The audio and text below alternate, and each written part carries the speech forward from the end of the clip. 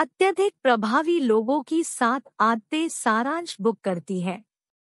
अत्यधिक प्रभावी लोगों की 7 आदतें आपको व्यक्तिगत और व्यावसायिक प्रभावशीलता दोनों सिखाती है कि दुनिया कैसे काम करती है, और आपको 7 आदतें दे रही है जो अगर अच्छी तरह से अपनाई जाती है तो आपको बहुत सफलता मिलेगी। यदि आपने कम से कम नहीं सुना है इस पुस्तक के बारे में, मैं हैरान रहूंगा। इसने 25 मिलियन से अधिक प्रतियां बेची हैं।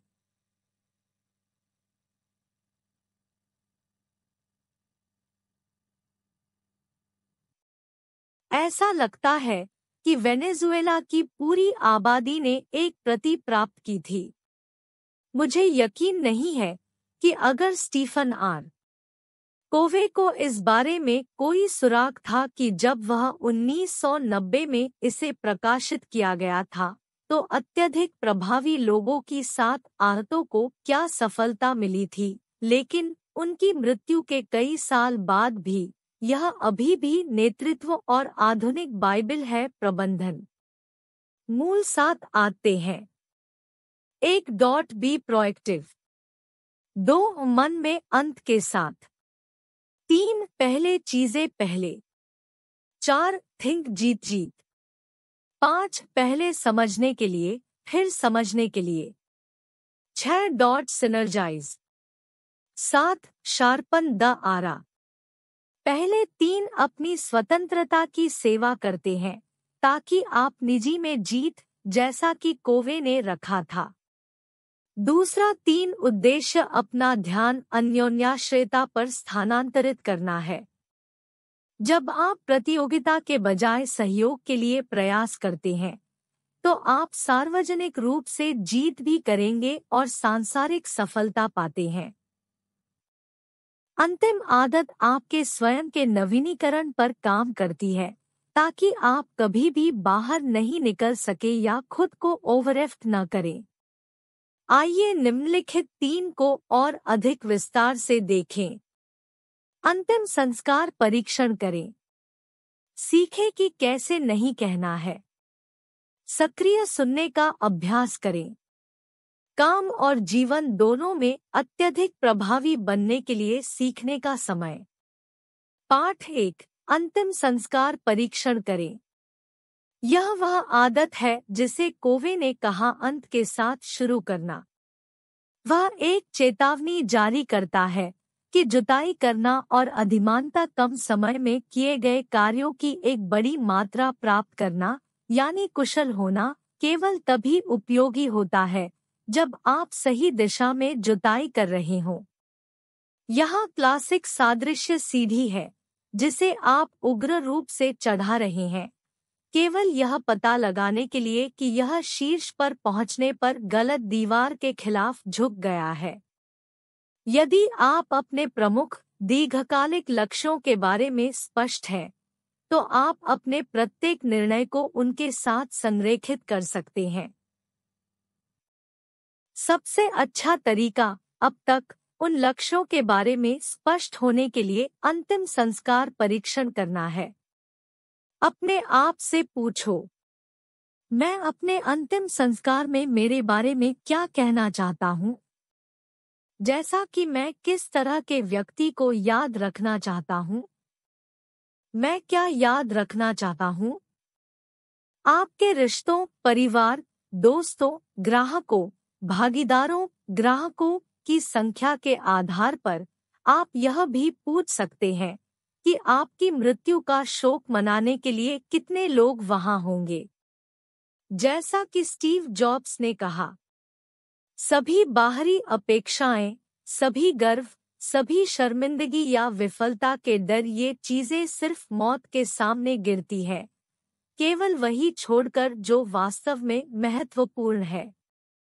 सच में उन सवालों के जवाब देने से आपको एहसास होगा कि आप नहीं चाहते हैं कि out of a suitcase business class lifestyle, या जो वास्तव में आप कभी भी करना चाहते थे वह था डांस।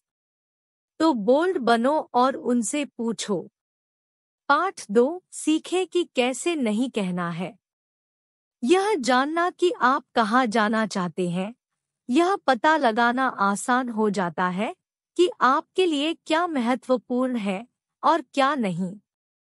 जब आप अपने अंतिम लक्ष्य को जानते हैं, तो आप कम से कम प्रत्येक के लिए एक झुकाव रखते हैं कि यह वास्तव में कितना महत्वपूर्ण है। आप अक्सर पाएंगे कि महत्वपूर्ण चीजें तत्काल और इसके विपरीत नहीं हैं।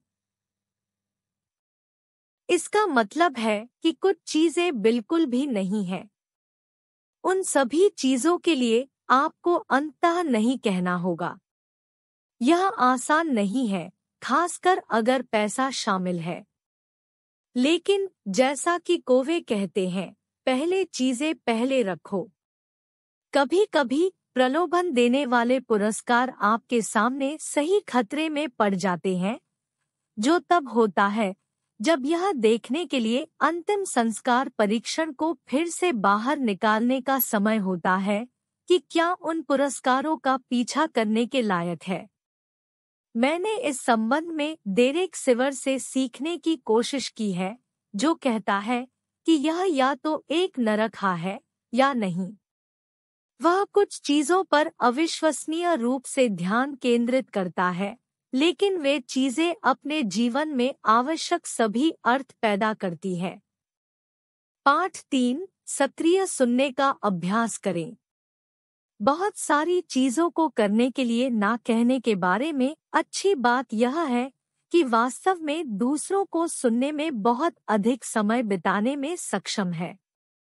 सक्रिय सुनना कोच पर हमारे कोचिंग 101 इंच का हिस्सा है और यह संचार के लिए एक 3 आयामी दृष्टिकोण है। आप उस व्यक्ति को समझने के लिए सुन रहे हैं जिसे आप सुन रहे हैं, मुख्य रूप से सलाह देने या जवाब देने के लिए नहीं।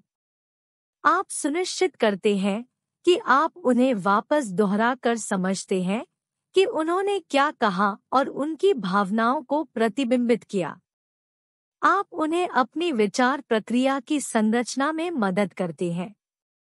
यह एक कोच के रूप में अपने पहले 6 महीनों के दौरान सीखे गए प्रमुख पाठों में से एक था। एक अच्छा कोच उनके सवालों की गुणवत्ता से अधिक निर्धारित किया जाता है, उनके उत्तरों की गुणवत्ता की तुलना में। कोवी इसे समझने के लिए पहले की तलाश करें, फिर समझने के लिए यह सक्रिय सुनने और सहानुभूति का अभ्यास करने के लिए एक कॉल है।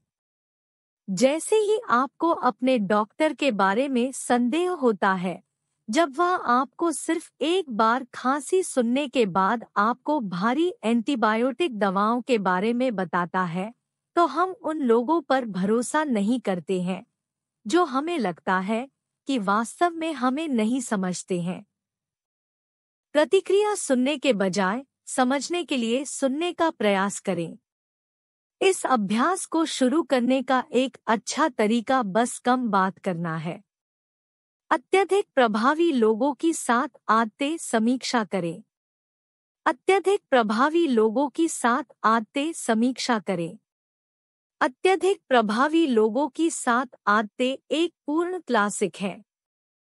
हालांकि यह एक कदम-दर-चरण नहीं है कि कैसे टू डू बुक। हालांकि सबक आपको लागू होने में थोड़ा समय लगेगा क्योंकि वे सामान्य सिद्धांत हैं, लेकिन इसका मतलब यह भी है कि वे ऐसा करने के लिए एक बार समय पर कालातीत है और एक शक्तिशाली प्रभाव डालते हैं। स्टीफन कोवे टिम फेरिस के दादा हो सकते थे। संदेश को अलग तरह से व्यक्त किया जाता है, लेकिन वही रहता है।